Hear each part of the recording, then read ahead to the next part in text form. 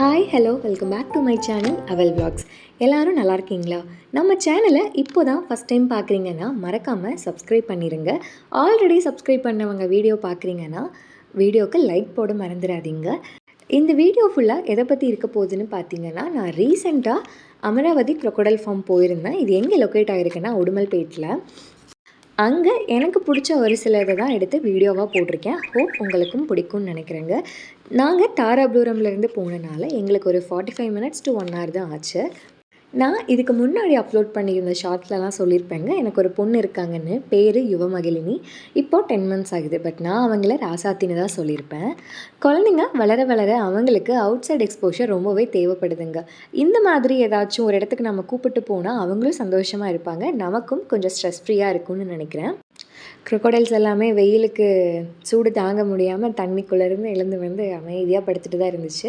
நம்மளை எதுவும் டிஸ்டர்ப் பண்ணாது, நாமளும் அவங்கள எதுவும் டிஸ்டர்ப் பண்ணாமல் இருந்தால் ஓகே.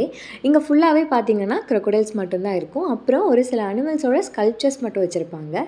கிட்ஸ் விளையாட ப்ளே ஏரியாஸும் இருக்குங்க. Like swing, sliders and galaxy wheel அந்த மாதிரி நிறையாவே இருக்குது.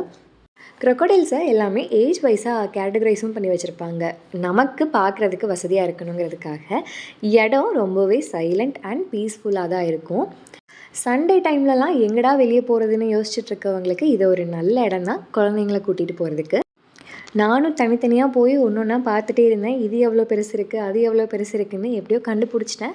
பேபி க்ரொக்கடைல் தான் பார்க்கணுன்னு ரொம்ப ஆசைப்பட்டேன், அதையும் பார்த்துட்டேன். பட் செடிக்குள்ளே இருந்ததுனால சரியாக வீடியோ எடுக்க முடியல என்னால். ராசாத்திக்கு ரொம்பவே இடம் பிடிச்சிருச்சுன்னு நினைக்கிறேங்க. நல்லா சந்தோஷமாக விளையாடிட்டு இருந்தா. இதுக்கு முன்னாடி ஒரு ஃபஸ்ட்டு கிளிப்பில் காமிச்சிருப்பேன் எலிஃபெண்ட்டோட ஸ்கல்ப்சர். அதெல்லாம் பார்த்து பாப்பா பயப்படுவான்னு நினச்சேன். அதை கையில் பிடிச்சி விளையாடுறதுக்கு தான் அவள் ரொம்ப ஆசைப்படுறா. சண்டேவை ஃபன் டேவாக மாற்றி எப்படியோ ஜாலியாக டைம் ஸ்பெண்ட் பண்ணி முடிச்சாச்சுங்க. ஹாப்பி ஃபேஸும் கூட தான், ரொம்பவே ஜாலியாக இருந்துச்சு எனக்குமே. அங்கே வந்திருந்த கிட்ஸ் எல்லாமே ஜாலியாக விளையாடிட்டு வீட்டுக்கு போகலாம் வாங்கன்னு கூப்பிட்டா கூட வரதுக்கு மனசு இல்லாமல் தான் விளையாடிட்டு இருந்தாங்க. ரொம்ப சந்தோஷமாக இருந்தது அது எல்லாமே பார்க்குறக்கு. இன்றைக்கி காலையில் என் ஃப்ரெண்ட் ஸ்டேட்டஸ் பார்த்தேன். உன்னால் ஒரு விஷயம் முடியாதுன்னு சொன்னாங்கன்னா நம்ப வேண்டியது சொன்ன வார்த்தையே இல்லை உன்னை அப்படின்னு. எவ்வளோ மோட்டிவேட்டடான ஒரு விஷயம் இல்லை? பிகாஸ் நம்மளை பற்றி எல்லாருக்குமே தெரிய வாய்ப்பே இல்லைங்க. ஏதாச்சும் சொல்லணுங்கிறதுக்காக இப்படி சொல்கிறவங்களும் இருப்பாங்கல்ல.